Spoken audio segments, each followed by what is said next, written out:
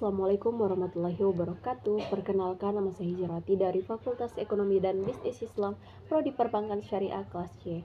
Jadi di sini saya akan membahas materi mengenai analisa ISLM dalam perspektif ekonomi Islam. Jadi model ISLM ini dalam ekonomi Islam adalah model ekonomi makro yang digunakan untuk menganalisis keseimbangan pasar barang dan juga pasar uang. Di dalam perspektif Islam, model ini dapat diadaptasi untuk mempertimbangkan prinsip-prinsip ekonomi Islam.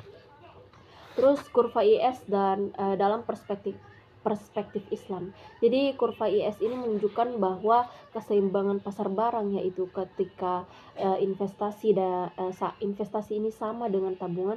Jadi dalam perspektif Islam, kurva IS ini dapat mempengaruhi beberapa faktor. Yang pertama itu investasi yang sesuai dengan syariah.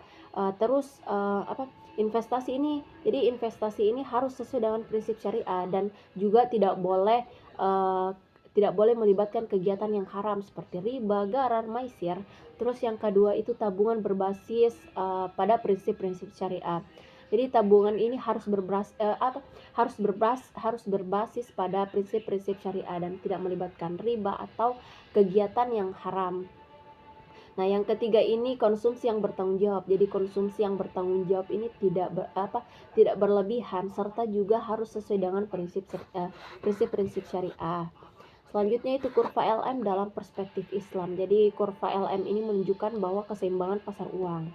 Jadi yaitu ketika penawaran uang sama dengan permintaan uang, maka dalam perspektif Islam, kurva LM ini dapat berpengaruh oleh faktor-faktor seperti kebijakan moneter syariah. Yang pertama itu kebijakan moneter syariah.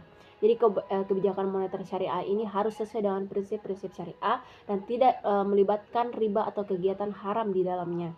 Terus yang kedua itu sistem perbankan syariah. Jadi sistem perbankan syariah ini dapat mempengaruhi penawaran uang dan juga keseimbangan pasar dengan cara menyediakan pembiayaan yang sesuai dengan prinsip-prinsip syariah.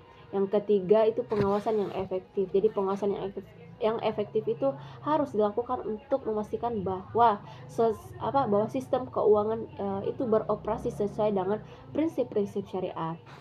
Selanjutnya yaitu implikasi model ISLM dalam perspektif Islam. Jadi model ISLM ini dapat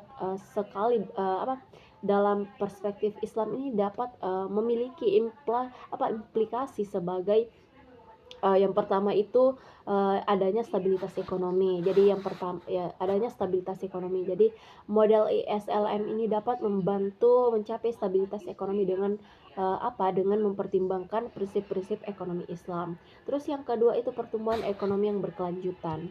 Jadi model ISLM ini dapat membantu mencapai pertumbuhan ekonomi yang berkelanjutan dengan mempertimbangkan prinsip-prinsip ekonomi Islam.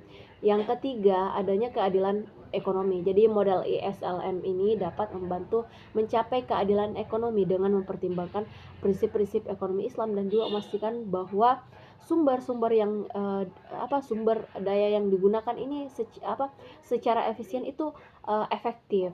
Nah, yang keempat itu pengurangan kemiskinan. Jadi model ISLM ini dapat membantu mengurangi kemiskinan dengan mempertimbangkan prinsip-prinsip ekonomi Islam dan memastikan bahwa sumber daya itu digunakan dengan cara yang efektif dan juga efisien. Nah, dengan memahami model ISLM ini dalam perspektif Islam, kita dapat memahami bahwa bagaimana ekonomi Islam ini dapat mencapai stabilitas ekonomi dalam pertumbuhan ekonomi yang berkelanjutan dan juga tetap menjaga keadilan ekonomi.